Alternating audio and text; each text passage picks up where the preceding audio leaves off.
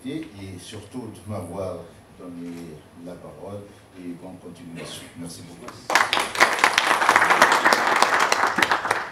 Merci beaucoup, M. Djibal. Bon, je renouvelle mes remerciements donc, à toutes les personnes et les sociétés qui ont permis l'organisation de cet événement. Et peut-être avant d'entamer un peu, disons, les débats, je commencerai par présenter nos panélistes. Donc, merci Sénassar Haïdar, qui est actuellement directeur général de Salem Bank, l'une des banques islamiques qui est active sur le marché algérien et qui est une personne qui a beaucoup donné pour le développement de cette industrie en Algérie. Et avant cela, il a été aussi secrétaire général, directeur des affaires juridiques de la société Al-Baraka Bank, et qui est active, comme l'a souligné Djibal, depuis quand même 25 ans. Donc on n'est pas, disons, à notre première expérience en termes de finances islamiques en Algérie. Ça a existé depuis bien longtemps et on verra tout à l'heure que même avant ça, il y a eu des tentatives au début du siècle. Voilà. Professeur Boudjelal, professeur Boudjelal, qui est mon directeur de thèse. J'ai l'honneur de l'avoir comme directeur de thèse, mais qui est aussi professeur en économie, donc à l'université de Msila, qui a plusieurs ouvrages en termes de finances islamiques. Et c'est une personne qui s'intéresse beaucoup à ce sujet depuis plus de 30 ans. Et nous sommes très honorés de l'avoir parmi nous. C'est Haj Mohamed, IFIDA, cette fois-ci, et qui est directeur général donc, de la gamme assurance, la compagnie d'assurance, et qui a plusieurs contributions en matière d'industrie de la finance islamique, notamment des articles en la matière, qui est plutôt spécialisé peut-être un peu plus dans le takaful, on va en parler tout à l'heure. Et merci, Sihad Mohamed, d'avoir accepté notre invitation. Voilà, donc, moi je dirais peut-être un petit mot en guise d'introduction, c'est que j'ai eu beaucoup de fierté, disons, à avoir, enfin, après, en faisant quelques petites recherches par rapport à l'historique de l'avènement de cette industrie, et j'ai appris avec beaucoup de fierté qu'il y a eu la première tentative qui a été faite. On pensait bon, que c'était en Égypte durant les années 50, et puis on a parlé de la Malaisie, avant ça c'est le Pakistan durant les années 40. Mais j'ai découvert que la première tentative, disons l'idée originale de mettre en place une institution financière islamique, donc qui réponde un peu aux attentes et aux sensibilités religieuses des musulmans, a été initiée en Algérie, à Alger. Et cela s'est passé durant 1928 par le marhoum Haj Ibrahim Abou Yaqban, qui est l'un des membres fondateurs de Jamaïat al-Ulama al-Muslimin et qui était dans l'un des Tarqi, je pense que c'était ça, et qui avait lancé un appel dans un magazine ou dans une revue qu'il éditait à l'époque, qui s'appelait El Bayan, Wadi Mizab, et qui avait un peu attiré l'attention des gens, des musulmans, sur le risque ou les dérives qui étaient déjà à l'époque constatées, et qui faisaient que, avec cette, disons, finance conventionnelle qui était à l'époque portée plutôt par le Coran français, avait fait qu'il y ait une marginalisation de la population autochtone, donc musulmane principalement, qui était, donc, disons, entre un choix très difficile, ou bien faire avec, et donc piétiner un peu quelques règles, disons, religieuses, ou alors être marginalisé et être en marge du développement économique, et en contrepartie, donc, la population coloniale donc, se développer avec ces entreprises. Voilà, c'était Bark Lamha Abou Yaqban, que je pense, moi, et je ne sais pas si vous êtes d'accord avec moi, c'est Haïdar, qui est l'un des qui a, disons, lancé l'idée de finance islamique. Voilà. Bismillah ar-Rahman ar-Rahim, salatu wassalam ala al-anbiya wal-mursalin. أشكر جمعية متخرجي معهد التمويل المغاربي على هذه الدعوة الكريمة وعلى تخصيص هذا الملتقى للحوار والتناقش حول هذا المجال الشيق وهو موضوع الساعة محل اهتمام من المواطن الجزائري. كما تفضل الأخ سفيان، ربما نكمل فقط هذا الإطلالة التاريخية على تاريخ المصرفية الإسلامية ليس في الجزائر انما في العالم. يعني انا حسب هذه الابحاث وحسب البحث اللي قدم به الدكتور عبد الرزاق بالعباس، هو باحث في جامعه الملك عبد العزيز المملكه العربيه السعوديه والجزائري، بين انه يعني هذا النداء الذي وجهه الشيخ ابو اليقظان لم يبقى مجرد نداء، وانما تبع بمحاوله حقيقيه لتاسيس اول مصرف اسلامي جزائري تقوم معاملته على اساس قواعد الشريعه الاسلاميه في 1929، حيث التقى يعني كبار التجار، كبار رجال الاعمال والصناعيين الجزائريين من العائلات المعروفه، مرصدي، عباس تركي، حفيظ، بوضربه، عمر بوضربه. هذا عمر بوضربه يعني هو تم اختياره كرئيس مجلس اداره هذا المصرف الاسلامي الجزائري، يعني أعلن عن تأسيسه ووضع له قانون أساسي واختير له وانتخب له مجلس إدارة وأودع بلا في اعتماد هذا المصرف لدى البنك المركزي آنذاك في الجزائر في تلك الحقبة. ولكن هذا الطلب لم يقبل ولم يرفض، إنما ترك في الأدراج. فيعني هذه أول محاولة تاريخية لإرساء معاملات مصرفية تراعي قواعد الشريعة الإسلامية استجابة لواقع اجتماعي ثقافي ديني في المجتمع الجزائري، الذي جعل حقيقة أن الكثير من هؤلاء أرباب الأموال أرباب الأعمال يعزفون عن التعامل مع المؤسسات المصرفية التقليدية بسبب يعني إشكالية الربا، إشكالية يعني الإشكالية الدينية والشرعية التي كانت يعني تحول دون الاستفادة من هذه الخدمات على نطاق واسع.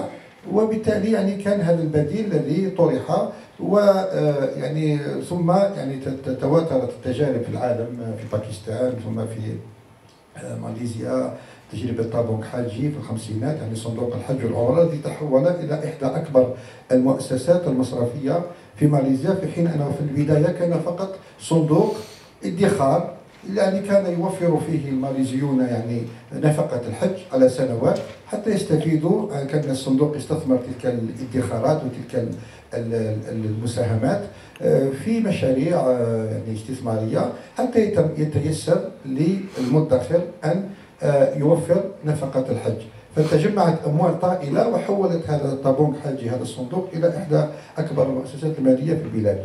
ثم يعني جاءت تجربة 100 غمر في 63، تجربة الدكتور نجار في مصر، يعني كذلك تعاونيات فلاحية محلية يعني يستفيد يعني الأعضاء الفلاحين المنضوين تحت هذه التعاونيات من خدمات يعني تمويلية متماشية كذلك مع أحكام الشريعة الإسلامية، إلى تجربة بنك ناصر الاجتماعي في 1969، إلى أن تكللت هذه المحاولات يعني الأولية والتي يعني لم تنضج بعد في تجربة يعني مكتملة ناضجة مؤسساتية، هي تجربة بنك دبي الإسلامي الذي يعتبر بحق أول بنك إسلامي حديث مهيكل منظم وانطلق في النشاط ولا يزال في الإمارات العربية المتحدة تأسيس الشيخ موسى لوطا.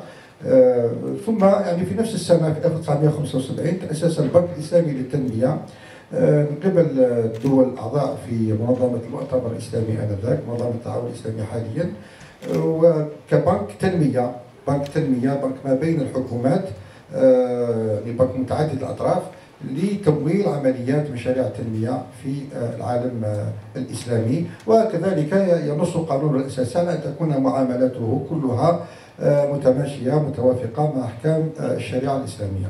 ربما هذا فقط يعني إطلالة تاريخية حول مسار العمل المصرفي الإسلامي.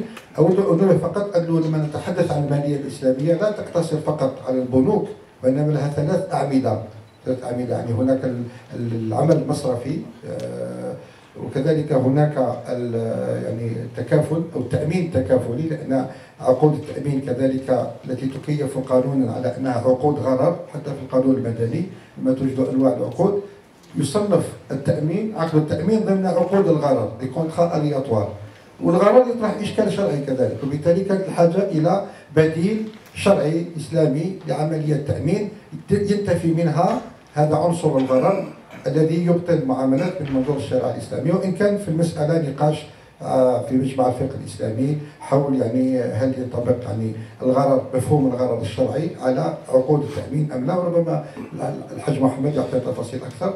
والمحور الثالث أو العمود الثالث للمالية الإسلامية المعاصرة هي عمليات السوق زوكراسون دو مارشي، التي يعني تطرح كذلك في جانب العمليات السندات، يعني إصدار السندات سواء كان حكومية، سندات سيادية أو خاصة، مؤسسات خاصة، هي الاقتراض مقابل عائد، يعني يطرح إشكالية الربا. وكذلك تداول هذه السندات التي تمثل ديون في السوق الثانوية كذلك تطرح إشكال شرعي الذي يعني يمنع تداول الديون بغير قيمتها الإسمية. والإشكال الثاني الذي تطرحه كذلك الثالث تطرحه هذه المعاملات هو يعني ربما حتى في الأسهم، عمليات يعني السوق التي تنصب أو موضوعها هو الأسهم، أسهم الشركات أو مشتقات الأسهم، يعني سندات أوراق تمثل حق ملكية في أصول الشركة، تطرح كذلك مشروعية معاملات هذه الشركات، يعني حتى يمكن لمن لديه المستثمر الذي لديه هذا الوازع الديني الذي يتحرج من الدخول في معاملات لا تتوافق مع قناعاته الدينية، لابد أن يطمئن أيضا أن عملية هذه الشركات أو موضوعها أو نشاطها متماشي مع أحكام الشريعة الإسلامية. وبالتالي وضعت هناك ضوابط في ما يمكن الاستثمار فيه مما لا يمكن الاستثمار فيه، من حيث نسبة المعاملات المحرمة من وجهة نظر الشريعة الإسلامية التي قد تدخل في هذه الشركات. ربما في النقاش إن شاء الله ندخل في تفاصيل هذه المسائل. شكرا أخ سلفي. شكرا أستاذ حيدر. Donc on voit bien que cette industrie-là, parce que moi je tiens vraiment à souligner le mot industrie, est une industrie qui existe depuis pratiquement un siècle et qui est très développée. On va voir tout à l'heure quelques statistiques, quelques chiffres par rapport au poids de cette industrie dans le monde et en termes d'apport aussi. Professeur Boujlel, vous êtes aussi, j'ai oublié de le souligner, membre du Haut Comité islamique, Conseil islamique, pardon, et enfin, Inch'Allah, je fais un comité islamique pour le board Sharia Board national. C'est quelque chose pour lequel je milite. Et donc, vous êtes aussi membre du comité Sharia. Et Oussam Nasser a bien souligné cette, disons, dimension d'industrie, hein, qui est donc la finance islamique, mais aussi donc, en termes de poids sur l'économie des pays, enfin en termes d'apport social, sur le plan social, sur le plan économique. Est-ce que vous pouvez nous donner déjà sur cette, disons, apport, ou le pourquoi de la chose, parce qu'il n'y a pas que le côté religieux est là, certes, mais il y a aussi, disons, en termes de fonctionnement, d'apport pour la société, pour le bien-être des gens. Merci. سي مزاري. بسم الله الرحمن الرحيم. أود أن أشكر معهد تمويل التنمية في بلدان المغرب العربي على هذه الدعوة الكريمة وعلى هذه المبادرة التي أتمنى أن تتكرر، لأنه نحتاج إلى نقاش وإلى تبادل الآراء لترشيد هذا الصناعة كما قال المزاري، الصناعة الجديدة. أنا سأكون مختصر جدا على مسامعكم، فقط أود أن أشير في البداية أن بصمات الجزائر موجودة في الصناعة المالية الإسلامية وبقوة. سبقني الزميل سي ناصر حيدر على أنه أول فكرة لإنشاء بنك إسلامي جزائرية 100%، وهذا ما عرفنا إلا مؤخرا عن طريق إبراهيم أبو اليقظان الذي قدم مشروع متكامل لإنشاء بنك إسلامي جزائري في نهاية العشرينات من القرن الماضي. ثم دائما مع الجزائر أول باحث قدم رسالة جامعية في البنوك الإسلامية في الدولة التي لا زالت هي الرائدة في المالية العالمية اللي هي بريطانيا. سيتي ان الجيريان en 1982. وبعد ذلك تم إقرار مادة البنوك الإسلامية في نفس الجامعة، جامعة هارتوات يونيفرسيتي أيضا مرة البول كوموندي فرنسي en 1983 ديجا. هذه باش تعرفوها.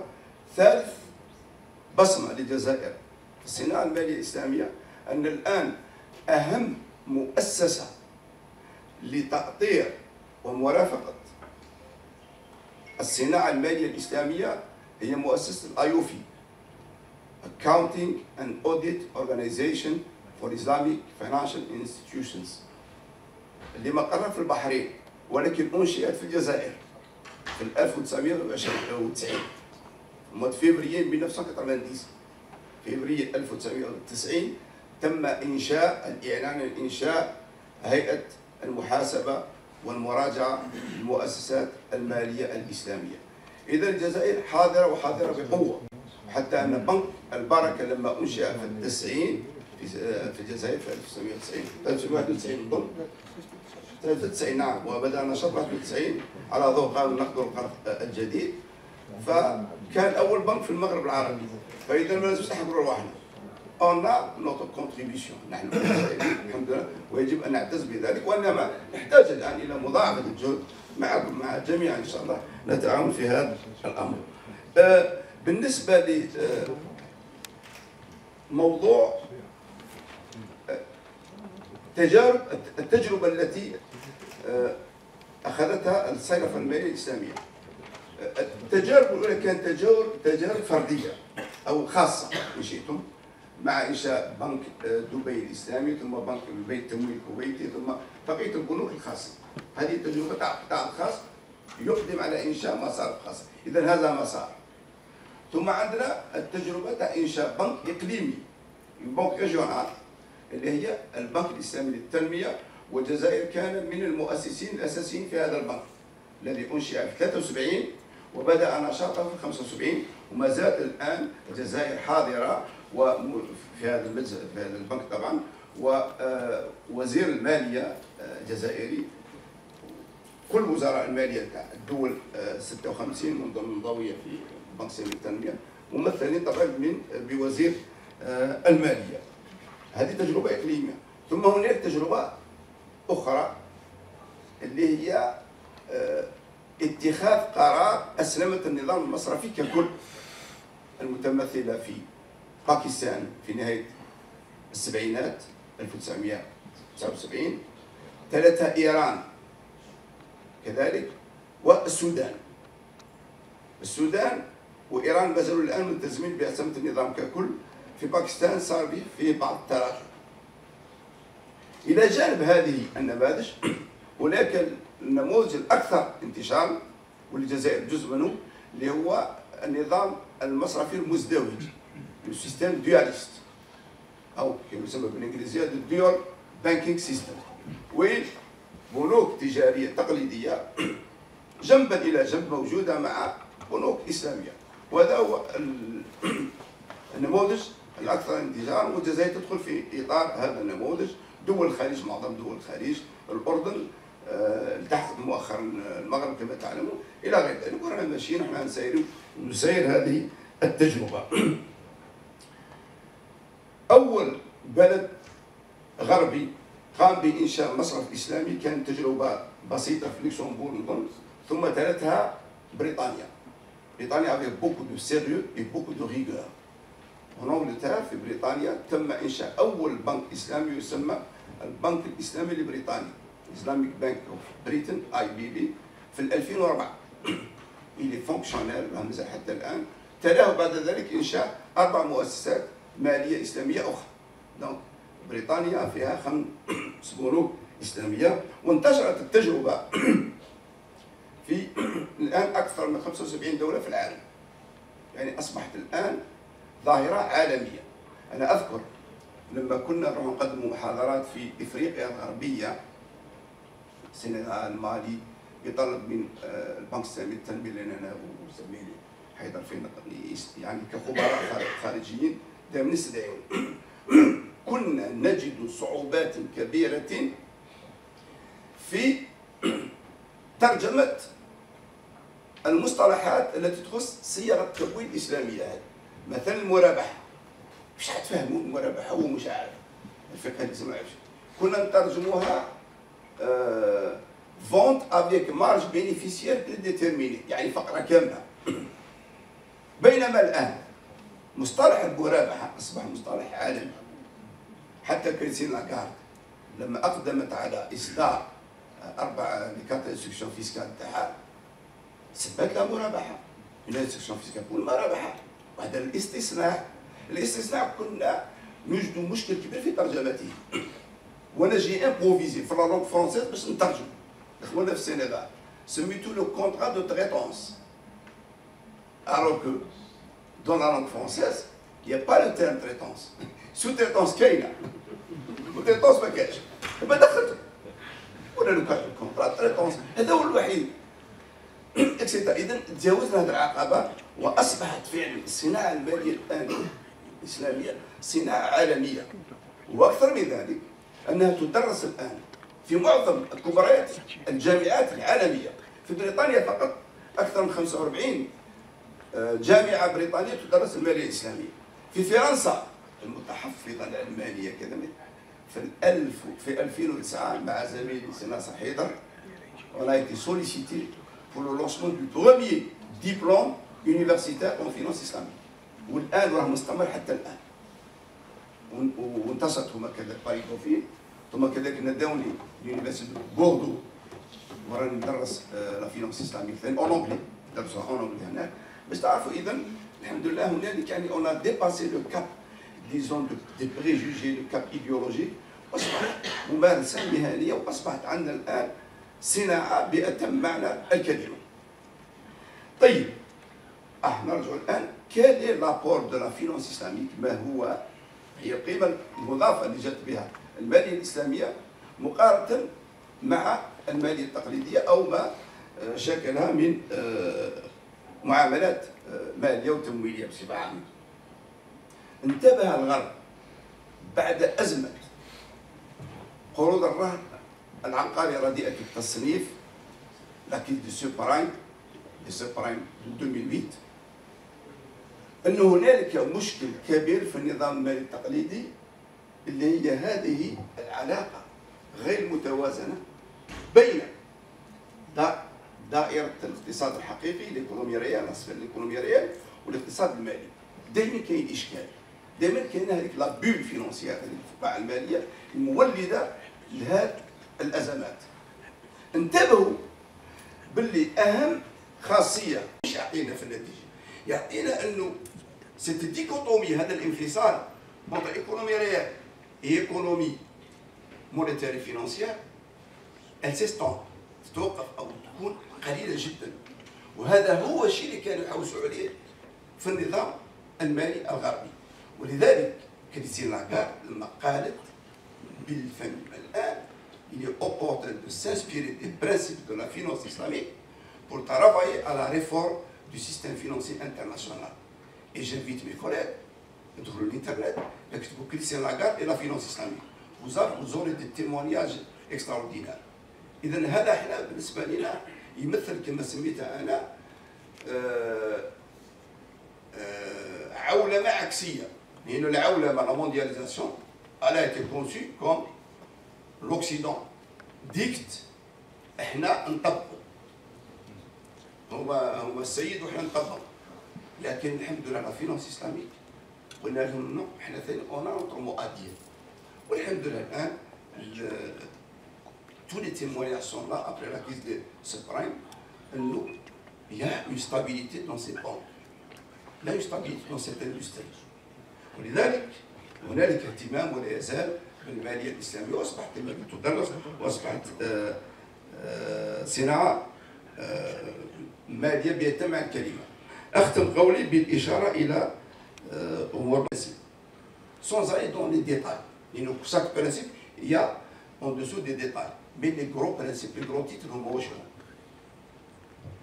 interdiction de la pratique de l'intérêt، حرمه التعامل الفائدة، هذا هو المبدا الاول. المبدا الثاني ولا يقل اهميه وهو لا يتكلم عنه كثير ولكن هو مفجر لكثير من الازمات، اللي هو تحريم المجازفه على المكشوف. interdiction de la spéculation à découvert, ce qui se passe sur les marchés financiers, loin du secteur bancaire. في المارشي فينانسي il y a un problème. احنا النبي صلى الله عليه وسلم يقول او حرم بيع الكالي بالكالي. Donc la titrisation, voilà, la vente des créances à des clientèles. On ne peut pas vendre ce qu'on ne possède pas. Là, il y a une paye, mais la temli. Et donc, tu es spéculateur ou que tu spécules, ما كاينش مشكل. ولكن dans la limite de ton capital. ما ديرناش ديغات. Le troisième principe هو تحريم توريق الديون أو تحريم بيع الديون هذه تاع الكالي، تحريم الكالي بالكالي. لا تيتريزاسيون دي كريونس هذه مصيبة كبيرة. حنا صدروه منا، حنا وكأنها دي زينوفاسيون فينونسيير. ها إبداعات مالية. وكنا نتحفظ على هذا. وبصح هذا لي برودوي توكسيك اللي يسموهم برودوي دي زينوفاسيون فينونسيير ومن بعد الأزمة تاع 2008 ولاو قال لك سي دي برودوي توكسيك. هذه حنا عندنا مبدأ سهل جدا أنه ما نبيعش الديون، تحريم بيع الديون. دونك لانترديكسيون دو لا تيتريزاسيون دي كريونس عندها آثار إيجابية كثيرة على الاقتصاد وتحقق هذا الاستقرار، وهذا الاستقرار المفقود في النظرية المالية الغربية واللي ساهمت المالية الإسلامية أنها فعلا تعطي مفاتيح حلول لهذه الأزمة. آخر شيء ونتوقف هنا أنه المالية الإسلامية الآن عندها مؤسساتها الداعمة الدولية، مؤسساتها المرافقة. ذكرت الأويفي، نذكر اليي في اس بي اللي في ماليزيا، وكثير من عندنا 5 مؤسسات اليي ام اف انترناشونال جيستيون ليكيديتي تاع السيولكس. المهم الآن كاين 5 مؤسسات داعمة، وباش نقول لكم فقط لايوفي on les a invités au niveau du ACI إن شاء الله يوم 14 و 14 ديسمبر راهم يجيو لهنا pour justement mettre en place la norme وقف المعيار الشرعي الخاص بالوقف، لأن الأيوفي مهنتها أنها تصدر المعايير لي نورم كونطابل، نورم جوريديك، اي لي نورم شريعتيه. إذا هنا جايين عندنا حنا وهذه ابري 25 ولا 26 راهم جاوا لهنا. هذا هو دونك غروسو مودو مسألة فقط أنا معليش نقولها باش نبشركم ما قالش.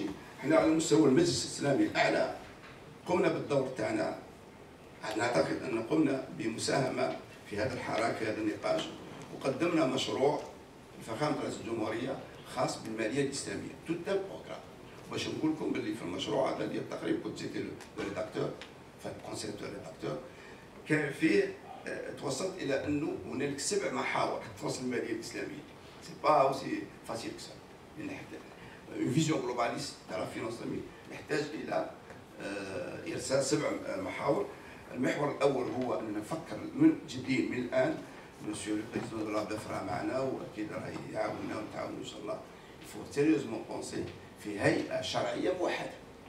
طلبناها الله يحفظك رسميا بسيط ان شاء الله. هذا نتعاونوا عليه، هذه سي امبورطون. انا دوك الاستاذ ناصر حيدر اكيد راه خبير وما شاء الله وجليس وعنده الهيئه الشرعيه تاعو. دوك الا كان كل بنك عنده الهيئه الشرعيه تاعو يحبسوه خلاص، ما تكونش هيئه مرجعيه الواحد توجه العمل عليه. نقول هذا الكلام في السعوديه ما اهتموش بالامر هذا، وقعوا في ورطه وفي مشكل كبير الان راهم ما يقدروش يخرجوا منه. مجمع الفقه الاسلامي حرم التورق المنظم، حرم التورق المنظم. والبنوك السعوديه لما تحولت الى الماليه الاسلاميه راح تشبع تخمه بالتورق، دوك باش يديروا مارشاريال سيت ديفيسيل وتورطوا.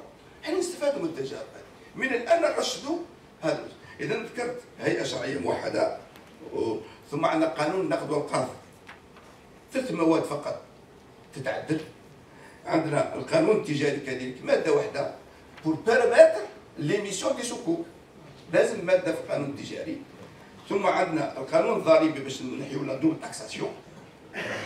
اذا القانون الضريبي دوك يتعلق بالقانون الماليه ثاني هذه قدمنا فيه مقترحات. عندنا التامين التكافلي كما تديفلوبي بار مون كوليك سي حاج محمد. وعندنا ان نوتر سيدنا في لا فينونس اسلاميك، انا من القلائل في العالم الاسلامي ولا في العالم يتكلم عليه، اللي هو التمويل الخيري، لو فينونسمون فيلانتروبيك. الوقف والزكاة يلعبوا دور كبير في المساعدة في تعبئة مدخرات خيرية. ولذلك احنا قدمنا قبل مشاريع في اطار بعض النشاط اللي قمنا به قبل سنوات مع معالي الرئيس الحالي وكان وزير شؤون الدين السابق. عندنا نتائج مليحه. شباب تجيبوا عطار تعطي له عاطل تعطي له اموال. هذه واحده بون جو با ميطالي هنا نهزوا له السونتر كوميرسيال تاع باب الزوار. ماذا؟ اذا وديعه خيريه ثم تحول الى استثمار. اذا اخرى شكرا على هذه الدعوه الكريمه وعلى التعرف على هذه الوجوه الطيبه وشكرا جزيلا. Merci beaucoup. Justement, bon, je voudrais partager avec vous une petite expérience à travers des centres commerciaux, enfin des investissements fiables ou plutôt rentables sur le plan économique. Et ça aurait permis, disons, non seulement la fructification des terrains, même des immeubles dont dispose l'Algérie, parce que le waqf est un poids très très important dans notre pays. Et puis, bon, donc on peut financer par exemple des activités du type bourse d'études pour les étudiants, prise en charge des orphelins et ce qui s'ensuit. Alors, bon, pour rester un peu sur le même sujet, j'ai quelques statistiques où je suis vraiment très très stupéfait par ces statistiques, parce que quand j'ai vu, bon, il y a quelques années, je me rappelle, quand on lit les écrits d'il y a une quinzaine d'années, on parlait de 400 à 500 institutions financières islamiques, on parlait de 75 pays, on parlait, il y avait un certain nombre. Et puis il y a eu une évolution, mais vraiment incroyable. Par exemple, le nombre des institutions financières islamiques est passé à plus de pratiquement 1300, 1291 institutions financières islamiques recensées dans le monde. Les membres des Sharia, donc comme on les appelle en anglais, donc Islamic Finance Sharia Scholars, est passé à 1400 dans le monde. À 1400, avec une progression à 2 chiffres, à 20%, 16% par an. Et aussi, donc, les fonds d'investissement islamiques sont pratiquement de l'ordre de 900 fonds. De 900 fonds. Et c'est pour vous dire que ça a pris une ampleur incroyable à dimension mondiale. C'est vrai que le poids de la finance islamique dans le monde, bon, avoisine les 2-3% par rapport à la finance conventionnelle, mais ça ne cesse pas de prendre de l'ampleur. Et je voudrais enchaîner aussi, avant de donner la parole à M. Haj Mohamed, bon, je suis tombé sur un classement mondial des institutions financières islamiques, mais aussi des écosystèmes, parce qu'on est en train de parler un peu d'écosystème, d'un écosystème qui serait favorable au développement de ce type d'industrie. Eh bien, je vais vous étonner peut-être, mais le numéro 1 mondial, en termes d'actifs gérés, de total actifs gérés, ben c'est l'Iran. C'est l'Iran depuis une vingtaine d'années. L'Iran, en 2015, c'est des statistiques de Reuters Thomson, donc ils ont quelque chose comme 343, pratiquement 44 milliards de dollars d'actifs gérés dans le système financier iranien. Bon, ils sont suivis bien évidemment, vous l'avez deviné, par l'Arabie Saoudite, hein, les frères, qu'on va pas parler de frères ennemis.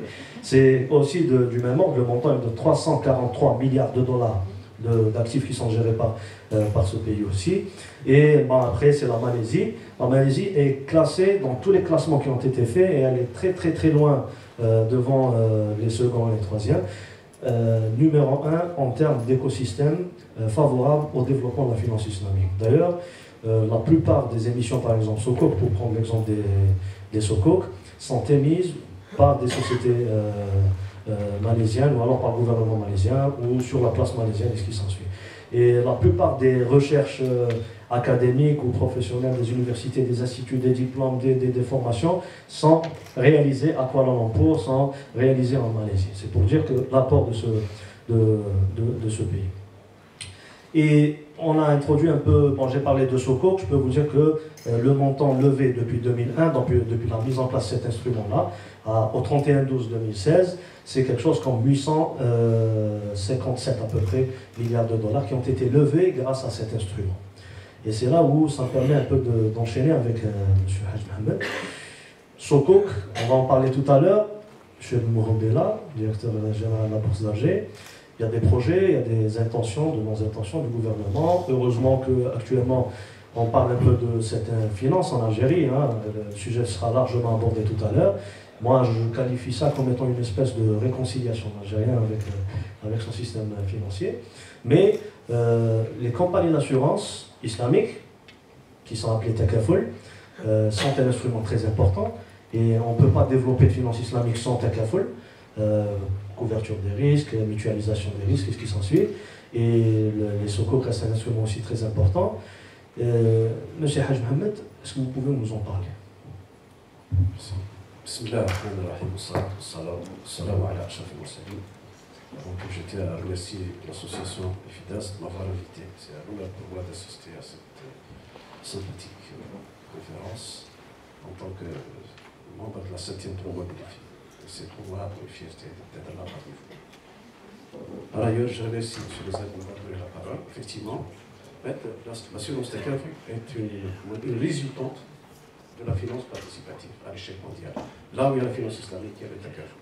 Donc en fait, l'assurance, même au niveau conventionnel, elle est intimement liée à la finance et à la banque, dans la mesure où les compagnies d'assurance placent leurs investissements, soit au niveau du trésor, soit au niveau des banques, soit au niveau des marchés financiers. De ce fait, en fait, l'assurance Takaful vient justement compléter le dispositif de la finance participative dans son ensemble. L'assurance Takaful, en fait, elle prend une proportion assez considérable dans le monde. Elle connaît un taux de croissance moyen de 14% au niveau mondial. Actuellement, dans les pays de l'OCI, il y a au moins plus de 51% de ces pays-là. Dans chaque pays, il y a au moins une compagnie Takaful.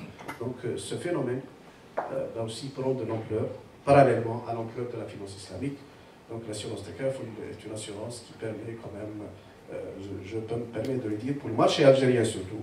Moi, je la vois, c'est une richesse et une diversification qui vient aussi compléter ce qui existe déjà. En fait, elle ne vient pas contredire l'assurance conventionnelle, elle vient la compléter. Il y a un travail qui a été fait dernièrement au niveau du Conseil national des assurances. J'ai eu l'honneur de participer avec d'autres collègues à ce... On a préparé un projet de loi. En principe, il s'est finalisé. Il devra passer en même temps que les dispositions prises pour la finance islamique, on l'espère, ce qui permet aux compagnies conventionnelles de créer des Windows et qui permet aussi la création de compagnies Takaful pures. Ça a été déjà fait au Maroc, ça a été déjà fait en Tunisie. Donc nous, à nous de rejoindre un peu le mouvement mondial. En Afrique aussi, il y a un mouvement énorme pour la finance islamique, je me permets de le dire. Les pays de l'OCDE se sont intéressés à l'Afrique. Il y a un accord qui a été signé avec la Banque islamique de développement, avec les pays africains, qui a consacré plus de 7 milliards de dollars au développement. Donc en fait, la finance islamique est devenue une finance de développement et d'éthique, d'équilibre au niveau mondial. Il y a un rééquilibrage financier au niveau mondial pour faire face à la finance spéculative mondiale. Même au niveau des assurances, quand il y a eu des subprimes, je peux me permettre de le dire, AIG, c'est un géant de l'assurance mondiale. Qu'est-ce qui a fait qu'AIG a failli s'écrouler? Ce n'est pas le Trésor américain qui l'a renfloué, parce qu'AIG plaçait des actifs toxiques, dont parlait le docteur Gilbert. Il y a eu beaucoup d'actifs toxiques qui ont été représentés en engagement, des engagements techniques des assureurs. Or, ça a été une vaste, comme on dit, tromperie. En fait, il n'y avait rien derrière, devant ces actifs. C'est des actifs qui ont été surévalués, toxiques, qui ne valaient rien du tout. Même au niveau européen, ils les ont touchés, que ce soit les banques et les compagnies d'assurance. Donc, pour revenir à l'assurance Takaful, pour le marché algérien, je me permets de le dire, donc, pour moi, c'est un enrichissement. Pourquoi? Actuellement, au niveau de l'assurance, le marché algérien connaît une pénétration par rapport au PIB qui tourne autour de 0,70%, ce qui est insuffisant par rapport à la norme mondiale, qui est de l'ordre de 6,50%. C'est la moyenne mondiale. Je ne parle pas des pays développés, c'est encore plus. Donc l'assurance est une industrie qui participe pleinement aux économies, notamment dans les pays développés. Dans notre pays, il y a un faible taux de pénétration au niveau de l'assurance, notamment au niveau des assurances des particuliers, au niveau des assurances de personnes. Il y a un travail énorme à faire. Et je pense que le Takaful va être un instrument, un vecteur de propagation de la culture de l'assurance dans notre pays. Dans le pays, parce que même le citoyen algérien doit apprendre la culture du risque. On ne peut pas quand même compter sur la volonté de Dieu, la volonté sur comment on dit, sur rien, pour ne pas prendre des précautions, que ce soit dans sa vie familiale, dans ses responsabilités professionnelles, dans son patrimoine. Il faut que l'Algérien sera amené grâce à l'assurance Takaful, qui a des vertus, bien sûr, certaines vertus par rapport à des gens qui ne croient pas, étant donné, ils disent que c'est haram. Monsieur parlait de haram, c'est en fait un contrat aléatoire, effectivement, et l'assurance Takaful vient compléter ça par d'autres dispositions qui en sortent une autre organisation propre à l'assurance takaful. En fait, l'ensemble des primes qui sont considérées comme donations sont versées dans un fonds commun aux assurés. En fait, il y a même une fédération d'assurés qui peut naître. Comme on dit, on peut fédérer l'effort des assurés dans ce domaine-là, pour dire, leur donner conscience qu'ils participent eux-mêmes à leur propre, comme on dit, à leur propre couverture. Donc il y a plus de prévention. Donc c'est une donation, et elle est considérée comme donation au sens de la loi, pour compenser, pour rembourser l'assuré ou le participant qui a un sinistre. Voilà, c'est aussi simple que ça. Les placements de takaful aussi sont faits dans comme on dit, des créneaux islamiques, dans des sukuk, quand on parle de trésor, ou dans des banques, quand on parle aussi de différents produits que les banques vont développer pour permettre aux assureurs aussi justement de diversifier leur créneaux de placement, des créneaux plus rentables. Donc à ce niveau-là, il y a le gharam qui est compensé par cette donation et qui est aussi compensé par une participation aux excédents techniques envers les assurés, bien sûr. Quand on constitue la marge d'assurance, après avoir mis en place, comme on dit, sauvegarder les provisions, quand on a sauvegardé tout, il y a les excédents techniques qui sont distribués aux assurés, soit sous forme de participation au bénéfice, soit sous forme de réduction. Donc, c'est des techniques que les assureurs pourront adopter au fur et à mesure, selon le contexte, et selon l'avis de leur sharia. Même à ce niveau-là, dans la loi du takaful, on a prévu aussi, il est prévu qu'il y ait, comme on dit, une charia nationale. Même la charia dont vous parlez, elle va aussi superviser les activités de l'industrie. Donc, en assurance takaful, il y a une séparation entre les fonds des participants et les fonds des actionnaires. Les actionnaires, il y a plusieurs modèles. Il y a le modèle Wakala, le modèle Mudaraba, un modèle mix et d'autres modèles. Donc, à ce niveau-là, ces modèles sont, comme on dit, adoptés. Quand on crée une compagnie de takaful, il y a des actionnaires qu'on appelle les opérateurs, ou, comme on dit, qui viennent quand même créer la compagnie, et il y a les participants qui sont les assurés. Il y a une séparation entre les deux modèles, entre les comptes des assurés et les comptes. Donc, l'opérateur perçoit une commission sur les opérations qu'il prend en charge. Donc, il y a différentes techniques, je ne vais pas aller dans les détails, ça peut être expliqué peut-être dans l'article qui est dans la revue, qui fait qu'il y a une séparation entre les deux. Chacun, comme on dit, chaque partenaire a ses droits et ses obligations. À ce niveau-là, le takaful aussi peut aussi s'avérer comme un outil de ressourcement et de création et d'innovation au niveau de notre marché. Je parle du marché algérien, je demande à ce niveau-là, en termes de produits et de services. Et ça, je pense que ça peut fédérer, ça peut augmenter la culture d'assurance par rapport justement à cette faiblesse de l'assurance dans notre pays. Dans la mesure où on a le gros marché, les particuliers, les assurances de personnes, le parc des logements, les professions libérales, les médecins, les avocats, les commerçants, il y a une faible pénétration de l'assurance à ce niveau-là. Tout le monde se plaint. Actuellement, l'assurance en Algérie, elle est, comme on dit, tenue par l'assurance automobile à 50%. Le reste, c'est les assurances industrielles, transport, j'en passe. Mais le reste, les vrais marchés de l'assurance ne sont pas trop conquis. Et le takaful, je pense, pourra être un excellent outil de développement de ces assurances.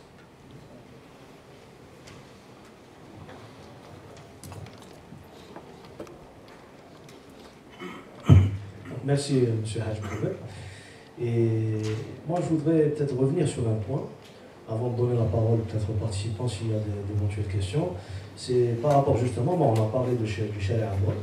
C'est, à mon avis, certainement la meilleure chose à faire, de mettre en place un Sharia Abad national. C'est le modèle qui a été adopté par exemple en Malaisie, en Indonésie, tout récemment au Maroc et même en Tunisie. Et ça permettra d'avoir une meilleure standardisation des pratiques. Et c'est ce qui permettra à cette industrie, disons, d'évoluer rapidement. Mais il y a aussi, on peut peut-être rassurer, parce que comme c'est une industrie, il y a des institutions, vous en avez parlé tout à l'heure, le professeur, c'est qu'il y a des référents, donc il y a des références en termes de pratiques, il y a des normes. Il y a plusieurs institutions qui émettent des normes comptables, d'audit, de gouvernance, tout ce qui a un lien avec les instruments de marché financier, avec les opérations de takaful, de retakaful, de micro-takaful. Donc il y a des normes. Et je ne sais pas si, M. Haitham, vous pouvez nous en parler un peu. شكرا أخ سفيان. حقيقة هذا الموضوع توحيد المرجعية أو توحيد الفتوى في مجال المعاملات المالية الإسلامية يعني كان مطروح يعني بحده، حتى انه يعني اختلاف الفتاوى باختلاف المؤسسات باختلاف حتى المناطق الجغرافية